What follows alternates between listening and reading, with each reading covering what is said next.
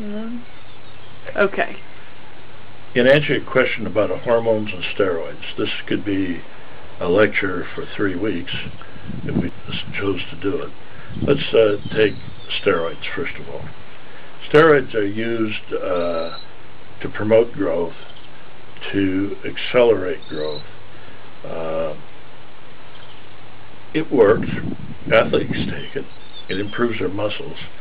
But I don't think I know what it does to the meat in the cow. Hormones, we don't know what hormones do. We know that when we give female hormones to cattle in the feed lot, that they gain faster, they grow faster.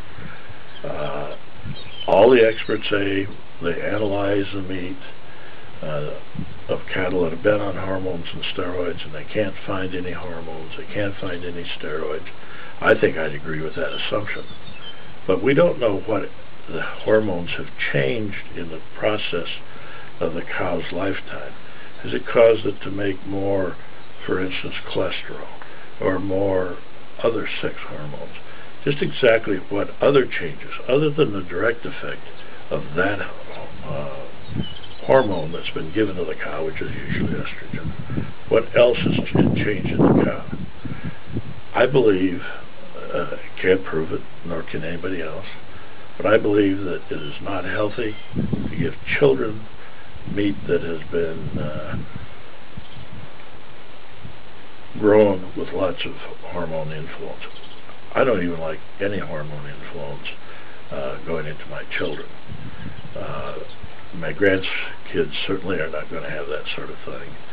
I just think there's other things that occur when these animals are on hormones that we don't know about yet.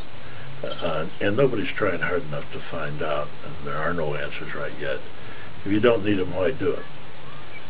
The hooker on this is, if I don't use hormones in my cattle or steroids, and I don't use implants, my cattle eat and are in the feedlots approximately 25 to 30% longer. So it takes 25% more grain, if you want to use that term, to finish my cattle out. I don't mind that expense, and you don't mind paying for it, because you know what you're getting. My cattle will never, that you buy, will never have gotten hormones. I don't use hormones in the cattle I don't sell in the public.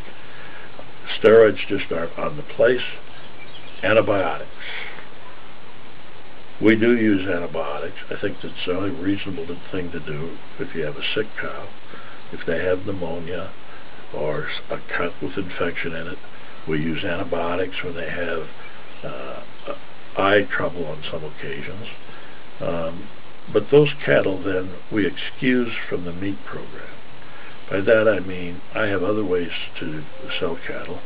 One is to take them to the local stockyard where people bid on them. But again, by doing that, we're taking a certain select animal. It's a cost issue. Not using antibiotics is not a big thing, expense-wise. We also think that the animals in the feedlot are less likely to get sick if you use antibiotics. Our animals aren't going to get sick in our feedlot. We don't have that kind of feedlot. We have an open feedlot where the cows are allowed to move around. They're not crowded. My cattle only have one bad day in their life, and I'm not sure that's bad. These cattle are as free to roam as the buffalo were, and they get fed an awful lot better.